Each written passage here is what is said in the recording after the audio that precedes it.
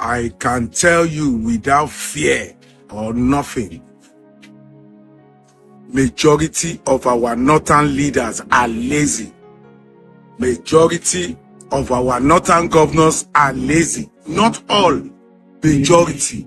Majority of them are very, very lazy. Take, for example, in the last 24 years, we've had northern minister in FCT. Can you compare what they've done to what Wike has done in the last 2 years? No, think I'm not scared of anybody, and you can come for me and say, oh, Isaac, you are tribalistic, or you are this, you are that. I don't care.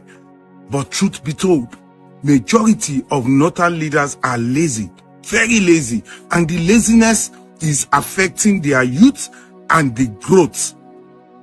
It's so sad that you look at them. Look, for example, now we have certain FCT minister. We have Bumi Ojo. He's a Sataner. Look at what he's doing. Go to our airports now. Look at what is going on there. Look at what is going on there. And we used to have a northerner there that went to bring a fake plane, say Nigerian Air. Where is the plane today? Up till now, we are still waiting for the Nigerian Air to move, to fly. Up till now. Look at what is happening in Zamfara. Imagine Wike as Zamfara governor. Is it possible for them to be stealing his gold and we will be watching them? Majority of northern governors, northern ministers, majority of them are lazy. I'm saying this without, I don't care what you think of me. I don't care in the comment section what you say. Majority of our northern leaders are very, very lazy. That is why we have so many Almanjiri in the north. It's because their leaders are lazy. Look at the airport. Look at what Kiyame is doing. Festus Kiyame at the airport. Go to the airport now. You can't compare it. So I believe in my own thinking. I have no copyright to what I say. In my own thinking, I believe our northern leaders, majority of them are lazy. Do you think Wike will be governor of Benue State and they will be buying his people and they will be looking, they will be crying every day? He will not do that. He will have done something.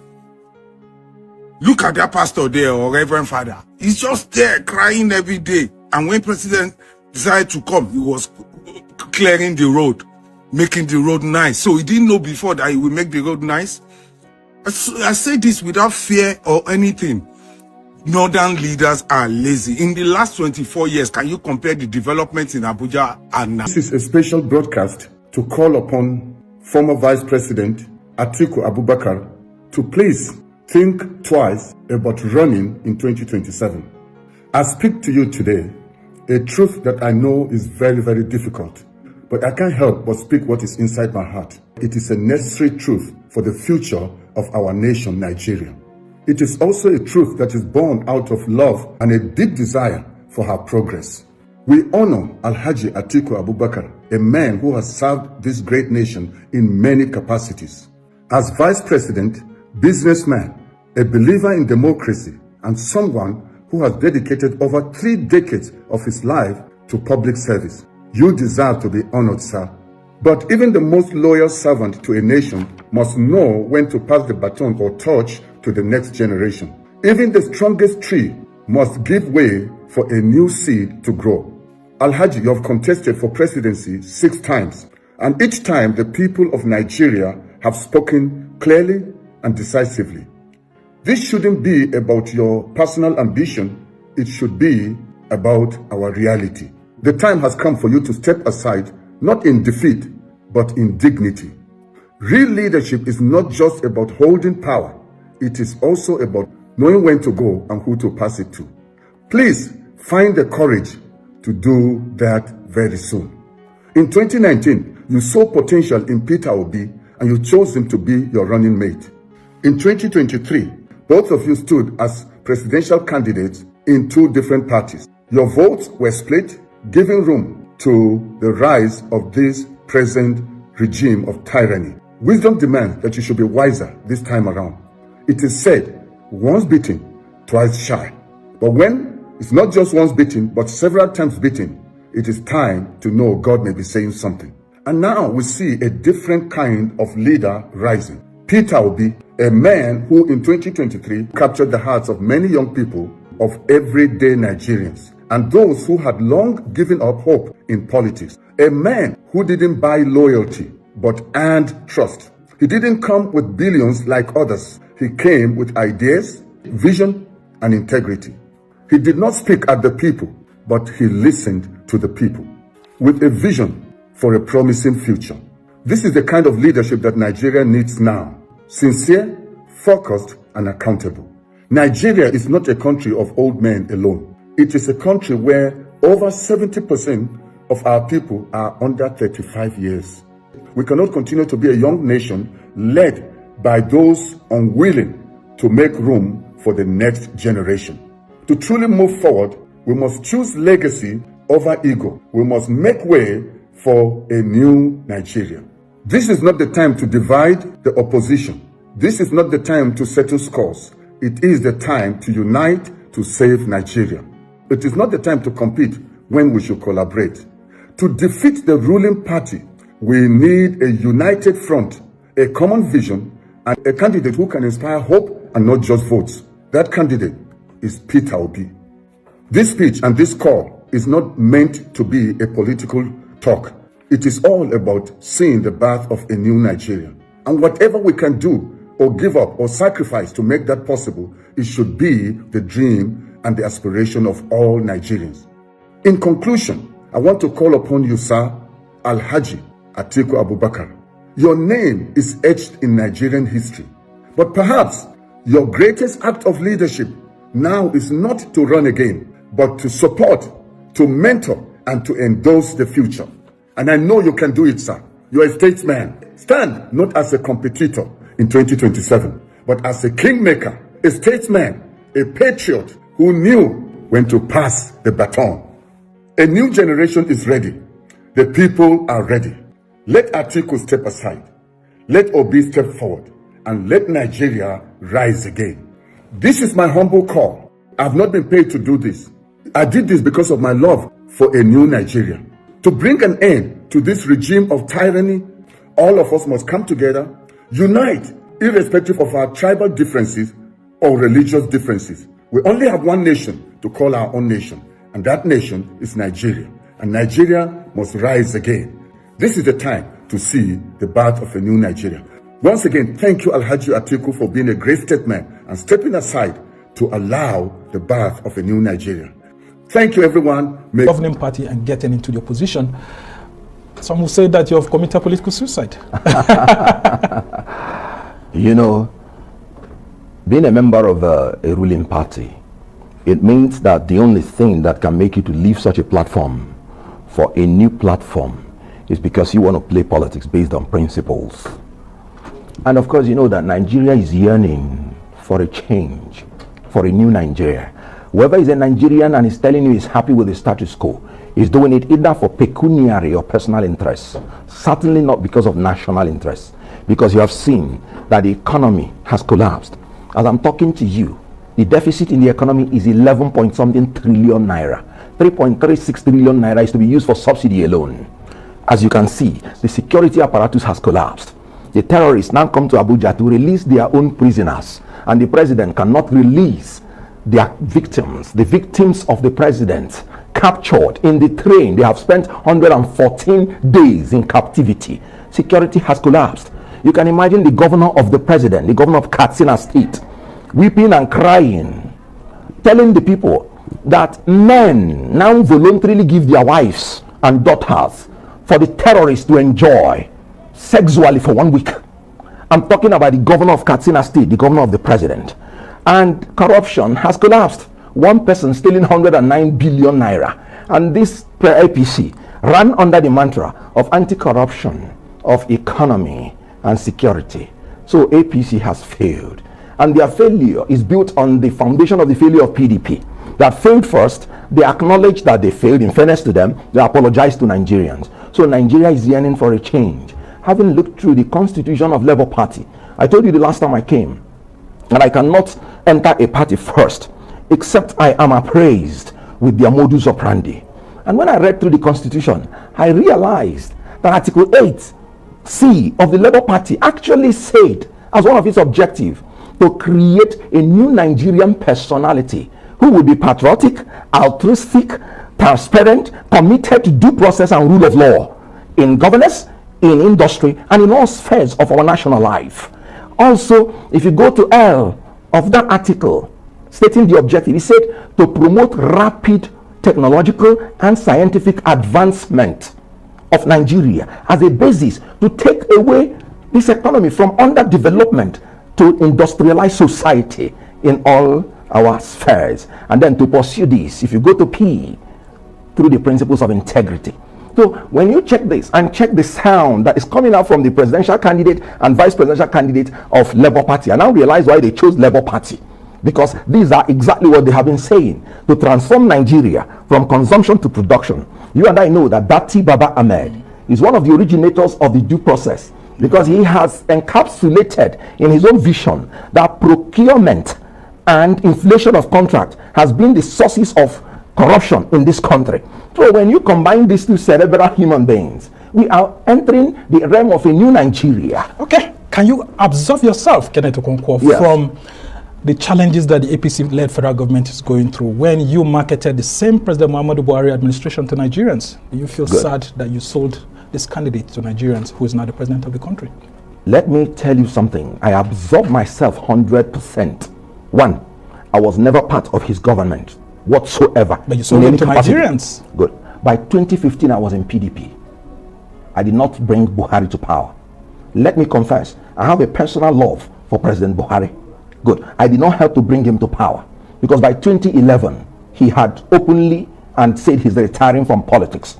So by 2015, I felt a younger person should be allowed to complete his term. I was in PDP then. So I did not help to bring him to power. I'm saying but in 2019, he had done his first tenure. And let me tell you the truth. When they came in, they tackled the issue of security preliminarily to the point that they declared that Boko Haram has been technically defeated. I joined APC December 30th when PDP failed as a ruling party and failed as an opposition party. They were not creating formidable opposition to the ruling party, which is the condition sine qua non to the progress of democracy. And I really thought that a former military head of state, in fairness, who chased away terrorists and who has entered the government and is doing well in security-wise, will continue in that trajectory. And I thought that a former military head of state who sentenced politicians to 200 years in jail will continue in that trajectory. I thought also that in the economy he refused to borrow when he was military head of state and was paying our debts with crude oil. I thought he was going to continue in that trajectory. I was failed. And I told APC, after 6 years, and you do not get your acts together, I cannot sit down to defend the indefensible. But you left the APC because of the Muslim ticket. So if Bola Tinubu had chosen a vice presidential candidate as a Christian, does it mean that you would still have been in the APC?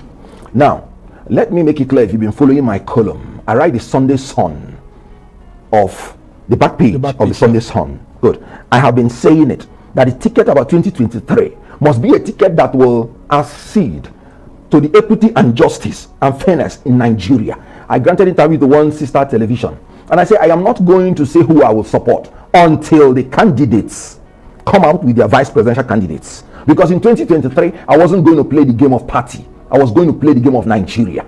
And so the Muslim ticket is the final straw that broke the camel's back, because I have been saying if Obi did not get his act right, I wasn't going to support an Igbo candidate because he's Igbo. He must be qualified. Yeah, we're going to come that. When PDP made the choice, and of course the great unifier became the great divider in PDP, that's still quarreling about the choice of the vice presidential ticket. When APC made their choice, where a Muslim felt that only Muslims can win the election for him, and he said it by himself, no Christian is competent, no Christian can win the election for him. And if you know what, Bishop Cook has said it is reprehensible and unacceptable. You know what? Isaiah Abo, a senator, a member of his presidential campaign, said it's irresponsible.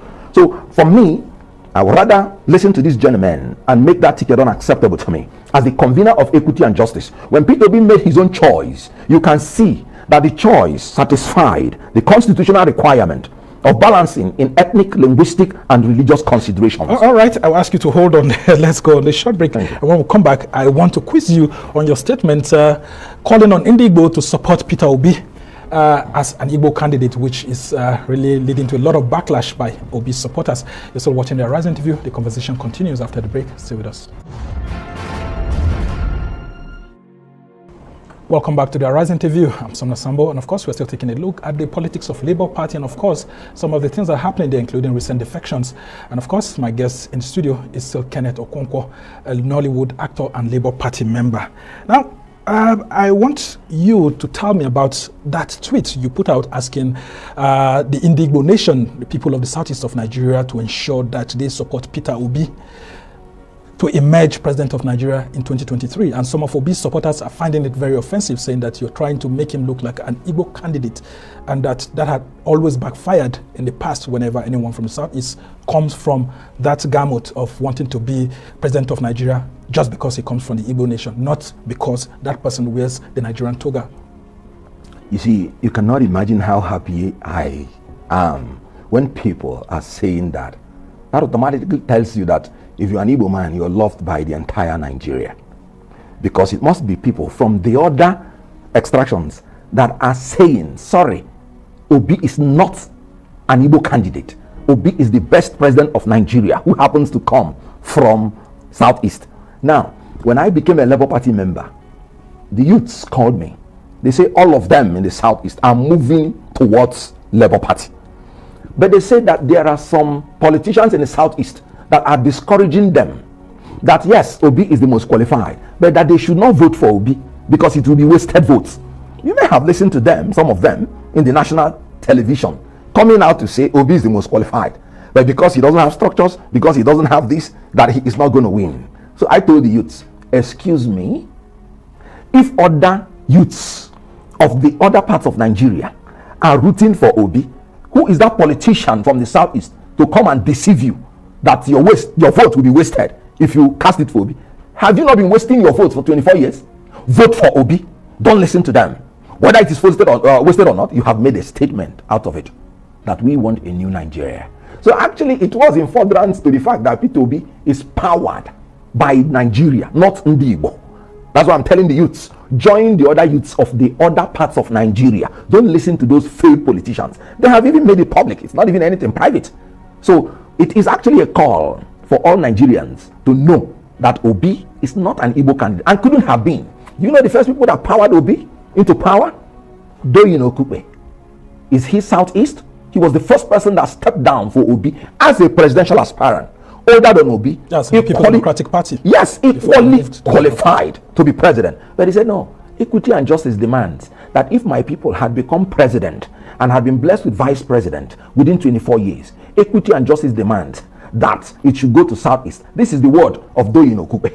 Okay. And he saw a man that is qualified to be president, not because the man is from Southeast. And then he stepped down for him. So do you know who is powering Obi? Afenifere. Do you know who is taking Obi to London? Obasanjo.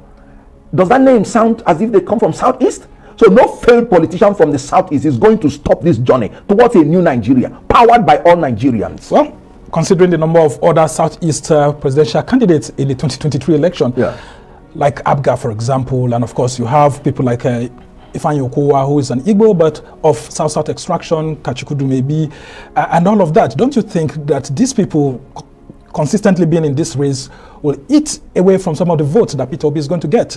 Is there any need to bring Ohaneze Ndigbo into this discussion to see how, apart from having this pan-Nigerian support, Peter Obi can also have the support of some political party candidates to have an understanding or a sort of alliance that will help his chances improve better? Well, it is beautiful to declare that while the alliances of the other parties are collapsing, our alliances are growing.